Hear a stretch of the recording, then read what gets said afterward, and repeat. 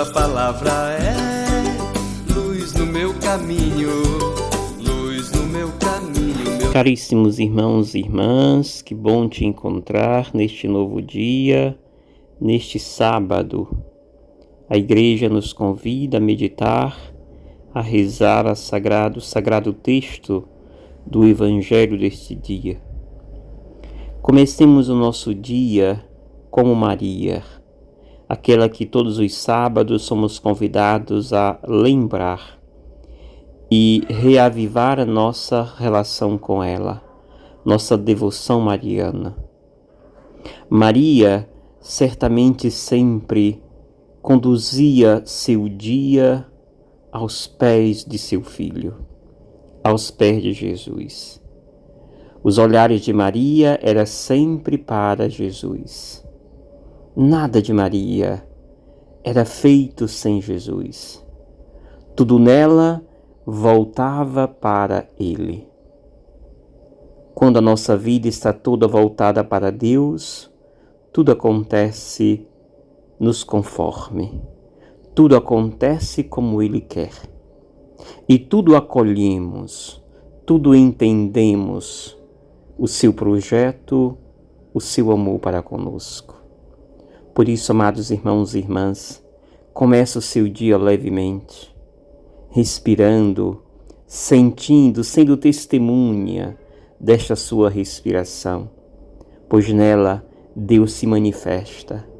Nela Deus está dizendo: eu estou aqui, sou eu que faço a tua vida existir. Quando nos tornamos vigilantes e atento ao que acontece em nosso corpo, nós assim estamos acolhendo o mistério de Deus em nós. Acolha o mistério de Deus em você e perceba o quanto Deus é maravilhoso, é grandioso para com você. O evangelho que hoje nos oferece a igreja é Marcos, capítulo 3, versículos 20 ao 21. Naquele tempo, Jesus voltou para casa com os discípulos. E de novo se reuniu tanta gente que eles nem sequer podiam comer. Quando souberam disso, os parentes de Jesus saíram para agarrá-lo, porque diziam que estava fora de si. Palavra da salvação. Glória a vós, Senhor. Caríssimos, é uma perícope bem pequena, mas de um significado grandioso, que nós somos convidados assim a meditar, a deixar-se conduzido pela sabedoria do autor sagrado ao nos presentear com esta perícope. Primeira coisa que precisamos saber ao ler este texto é ver o conjunto do Evangelho de Marcos, especialmente os primeiros capítulos, onde Marcos coloca sempre esse embate entre Jesus e os discípulos, entre Jesus e os fariseus, os judeus, os doutores da lei, entre Jesus e a multidão, entre Jesus e os seus parentes. Entendendo isso, iremos então olhar a beleza do texto. Certamente, Jesus estava aqui na casa de Simão, Pedro. E ali estava ele com seus discípulos. E podemos olhar à primeira vista a presença de 3 personagens ou grupo de pessoas. O primeiro grupo se refere aos discípulos. Qual era o interesse dos discípulos em relação a Jesus? Era estar com ele, aprender com ele, testemunhar os feitos de Jesus. Portanto, os discípulos de Jesus queriam aprender, queriam beber da fonte que é Deus. O segundo grupo que ali se manifesta, de uma forma até, digamos que agressiva, é a multidão. Essa multidão estava ali porque queriam ser beneficiados. porque queriam sugar de Jesus o máximo possível, a tal ponto de não deixar sequer ele comer, de não deixar sequer ele em paz. Vemos isto de forma tão nítida na nossa vida pastoral, nós padres, por exemplo. Nem sempre os nossos leigos entendem a nossa vida. Muitas vezes nos veem como um robô, como uma máquina, alguém que deve estar inteiramente à disposição deles.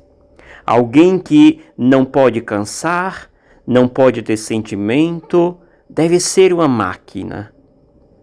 E aí, não importa o horário, não importa o dia, eu tenho sempre de dizer sim e estar à disposição de algumas pessoas.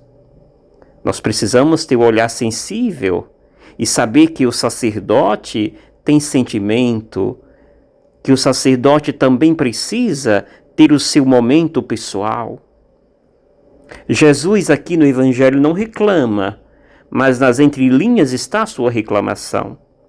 Ou seja, a multidão, ela está tão interessada nos seus objetivos, que é receber graça, e não importa o horário e o momento, que não deixa sequer Jesus em paz.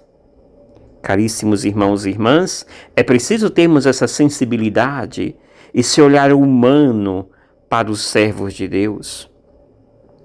E o terceiro grupo de pessoas que aparece no texto são os parentes de Jesus. E interessante, se os discípulos de Jesus querem estar com ele para aprender com Jesus e crescer com ele, a multidão, por outro lado, quer sugar até o máximo possível daquilo que Jesus pode oferecê-los. Os parentes de Jesus querem raptar Jesus, levá-lo para casa, pois a impressão é que ele está louco, fora de si. Mas, na verdade, a família de Jesus aqui, elas têm medo de que Jesus seja ameaçado e morto.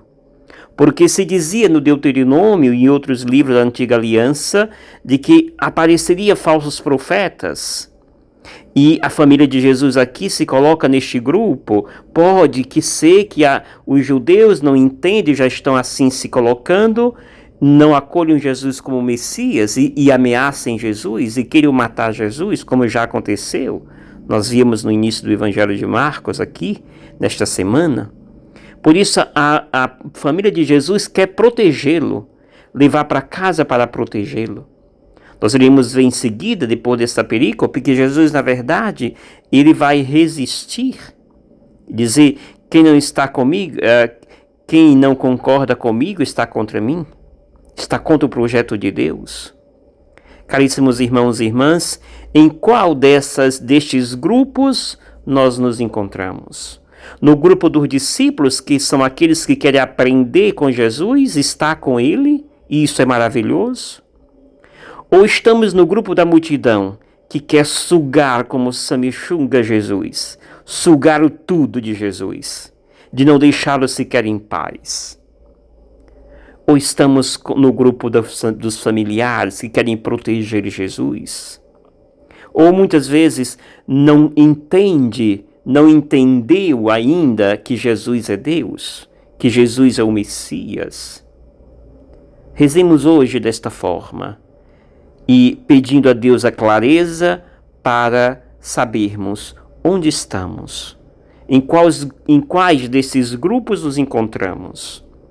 E se estamos em um grupo errado, se é que existe, pois peçamos a Deus a graça para superar, para estarmos, quem sabe, no grupo dos discípulos do Senhor, aquele que quer aprender e crescer com Deus.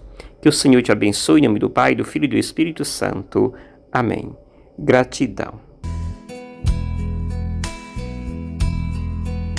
Maria de Nazaré, Maria me cativou, fez mais forte a minha